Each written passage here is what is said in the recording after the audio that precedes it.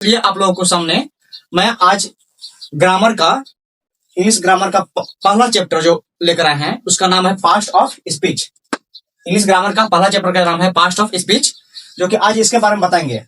मतलब ये समझिए कि आप लोग के इंग्लिश का जो पहला चैप्टर है इंग्लिश का वो स्टार्ट हो चुका है, और थोड़ा सा प्रयास कीजिएगा कि आप लोग के थोड़ा सा हो सकता है कि देखने में परेशानी होगा, क्योंकि ये तो डिजिटल बोर्ड नहीं है, लेकिन फिर भी मैं कोशिश करूंगा कि आप लोग के बेहतरीन तरीका से समझ में आवे और डायरेक्ट एकदम दिमाग में घुसेगा। मैं काफी प्रयास करूंगा ताकि आप लोग अच्छे से समझ सको, और मैं अच्छा तरीका से समझाऊंगा ताकि आप लोग को दिक्कत नहीं होगा। हाँ, थोड़ा सा आप लोग कष्ट करना है कि परेशानी से आना है कि ये व्हाइट बोर्ड है, फिर भी मैं बहुत अच्छे से समझाने का प्रयास करूंगा बच्चे लोग, तो ध्यान देंगे। हाँ, तो सब्जेक्ट क्या है? English grammar. इंग्लिश ग्रामर में जो कि फर्स्ट चैप्टर का नाम है पास्ट ऑफ स्पीच।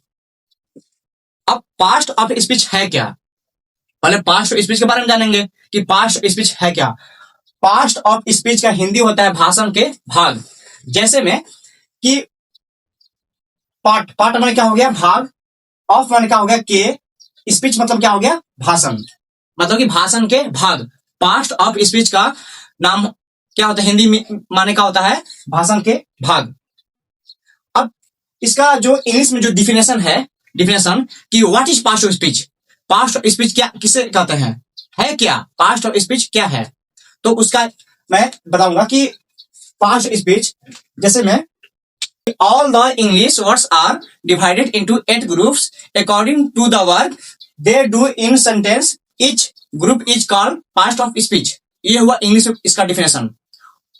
अब इसका हिंदी में भी परिभाषा सुनेंगे। डिफिनेशन का हिंदी होता है परिभाषा।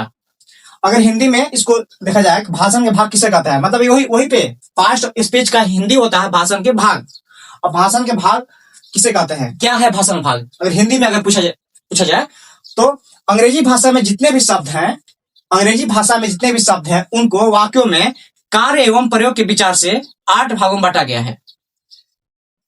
8 भागों में बांटा गया है, और इनमें से सभी भागों को पास्ट ऑफ स्पीच कहते हैं, मतलब कि भाषण के भाग कहते हैं। जैसे में ये बोल रहा है कि अंग्रेजी भाषा में, मतलब कि अंग्रेजी भाषा में दुनिया में जितने भी अंग्रेजी भाषा में वर्ड है, अंग्रेजी में वर्ड है दुनिया में जितने, आप लोग मोटा मार किताब देखते होंगे, कहीं भी लिखा हुआ होगा, आप लोग के जो क्लास का जो भी होंगे 8, 9, 10 कहीं भी इंग्लिश आपको इस विषय मिलता है, किताब देखे होंगे आप लोग, बहुत सारे इंग्लिश लिखा रहता है, तो उसमें आपको जितना भी इंग्लिश वर्ड हो गया दुनिया में, जितना भी इंग्लिश वर्ड हुआ जो इंग्लिश में लिखा हुआ है, उन सभी का बात कर दिया कि अंग्रेजी भाषा में जितने भी शब्द है, अंग्रेजी भाषा में जितने भी शब्द है दुनिया में, चाहे कितना भी हो, अंग्रेजी भाषा में जितने भी शब्द हैं उनको वाक्यों में, वाक्य में, अब तो वाक्य आप लोग जानते होंगे ना, नहीं जानते होंगे हम बताएंगे। उन्हें वाक्यों में कार्य मतलब होता है काम, कार्य एवं प्रयोग के विचार से, कहां पे कैसे किसका काम होगा, इसका काम होगा, इसका प्रयोग कहां करना है, प्रयोग कैसे करना है, क्या कार्य में लगेगा, किसमें? वाक्यों में कार्य एवं प्रयोग के विचार से 8 भागों में बांटा गया। कितने भागों में चलो? 8 भागों में। और उनमें से प्रत्येक भाग को बोलते हैं पास्ट ऑफ स्पीच, चाहे कोई हो, प्रत्येक भाग को, 8 भाग है, उनमें से प्रत्येक भाग को क्या बोलते हैं? पास्ट ऑफ स्पीच, मतलब कि भाषण के भाग। अब वो है कौन कौन, वो देखेंगे, उसके बारे में चर्चा करेंगे, देखेंगे। जैसे कि यहाँ पे लिखा हुआ है कि नाउन, पहला क्या है? पहला भाग क्या है? नाउन। जैसे में बस इतना समझिए कि एक व्यक्ति है, उनका 8 बच्चे हैं। कितने बच्चे? 8 बच्चे हैं। तो 8 बच्चों का तो नाम अलग अलग होगा ना, अलग अलग काम भी होगा, अलग अलग उनके रहन सहन भी होगा, अलग अलग काम भी करते होंगे, अलग अलग उसका नाम भी होगा।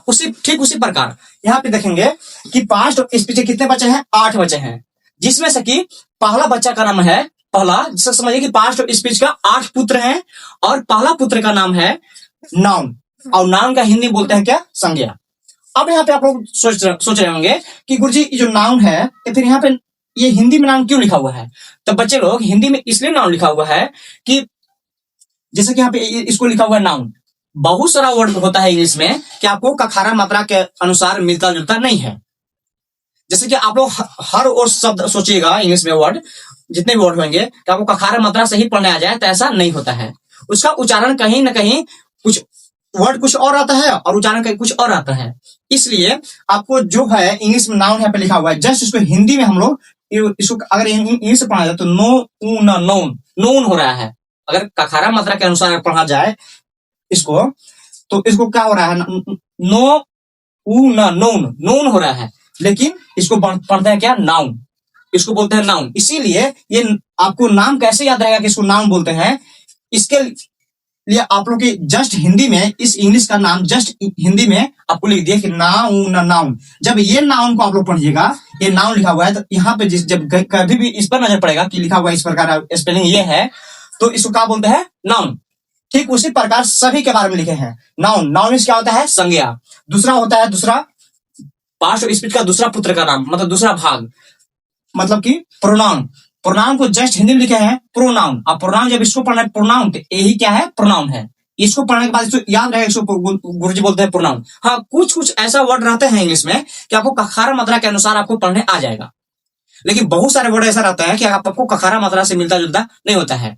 वहां पे लिखा रहता है कुछ और, कखारा मात्रा से पढ़ने के बाद कुछ और उसका आ रहा है बोलने पर उच्चारण, और ऐसे उच्चारण कुछ और हो जाता है। इसलिए आप लोग के हम इस प्रकार लिखे हैं बीच बीच में, ताकि आप लोग इंग्लिश पढ़ना आवे, आप इंग्लिश आसानी से पढ़ना सीख सकते हैं।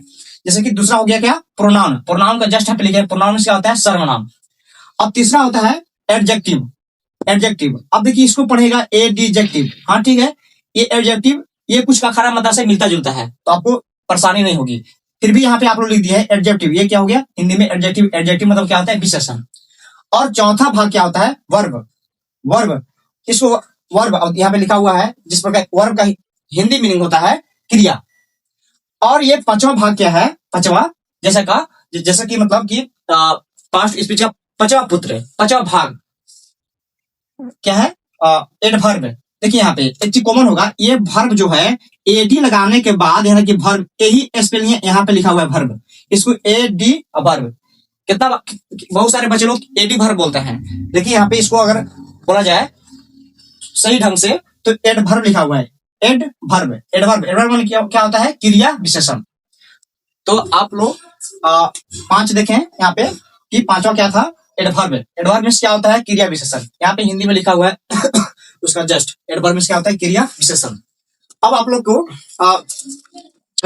छठा होता है पास्ट ऑफ स्पीच का, मतलब भाषण के भाग का जो छठा भाग है, छठा पुत्र है, वो इस प्रकार है, प्रीपोजिशन। प्रीपोजिशन यहाँ पे हिंदी में लिखा हुआ है प्रीपोजिशन। प्रीपोजिशन मतलब क्या होता है, संबंध बोधक अव्यय, ये वो छठा। और सातवां जो है कंजक्शन। सातवां क्या है, कंजक्शन। कंजक्शन मतलब क्या होता है, समुच्चय बोधक अव्यय। और लास्ट में क्या है, हम बताए थे कि आप लोग को कि पास्ट ऑफ स्पीच का 8 भेद होते हैं, मतलब कि 8 पुत्र होते हैं। और इस प्रकार है जो कि आप लोग 7वां तक बताया क्या, कंजक्शन। कंजक्शन में क्या होता है, समुच्चय बोधक अव्यय। अब रह गया कौन, 8वां क्या है, इंटरजेक्शन। इंटरजेक्शन मतलब क्या होता है, बीच में आदि बोधक अव्यय, जो कि इस प्रकार है। यहाँ पे आप लोग थोड़ा सा अव्यय इस प्रकार 8वां है आप लोग का, 8वां इंटरजेक्शन। इंटरजेक्शन मतलब कि हिंदी मीनिंग इसका होता है बीच में आदि बोधक अव्यय। अब देखिए आप लोग को मैं बता दूं एक बार कि देखिए इंग्लिश इतना भी हार्ड चैप्टर नहीं है। ऐसे तो कहा जाए कि दुनिया का कोई चैप्टर हार्ड नहीं है, बस उसको आप समय दीजिए। तो मैं जानूंगा पहले कि इसके बारे में कि नाउन क्या है, उसके बाद जानूंगा उसके बाद क्या प्रोनाउन क्या है, फिर क्या एडजेक्टिव क्या है, फिर क्या वर्ब क्या है, एडवर्ब क्या है, फिर उसी प्रकार प्रीपोजिशन क्या है, फिर कंजक्शन क्या है, और ये 8वां इंटरजेक्शन क्या है। इसको बारी बारी समझेंगे और बहुत ही शानदार तरीका से, बहुत ही बेहतरीन तरीका से मैं समझाने का प्रयास करूंगा। बस मैं आप लोग से इतना बता दूं कि आप लोग जितना हो सके चैनल को सपोर्ट कीजिए, सब्सक्राइब, लाइक, फॉलो, कमेंट जितना हो सकता है उतना कीजिए।